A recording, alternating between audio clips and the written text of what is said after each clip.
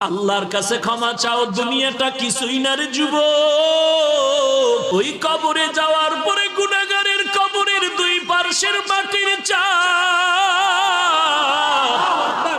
পাজরের হাড় চুরমার হয়ে যাবে। একটা নয়, দুটো নয়, 70 থেকে 99টা সাপের কামড়। কবরের ভিতরে জাহান্নামের আগুন। এরে বান্দা, এখনো কি আল্লাহর রাস্তায় ফিরে আসবি না? আল্লাহ দেখায় দেয় দুনিয়ার বিল্ডিং এর আগুনে কত যুবকের লাশ, আর চিৎকারের আওয়াজ, বাঁচাও বাঁচাও। একটু চিন্তা করে দেখ, যখন আগুন লাগছিল শরীরের মধ্যে তখন ওদের কেমন লাগছিল, অবস্থাটা কেমন হয়েছিল। ওরা যখন আগুনের মধ্যে সবাই জানালা দিয়া হাত দিয়া কয়, কে আছো, আমাদের বাঁচাও।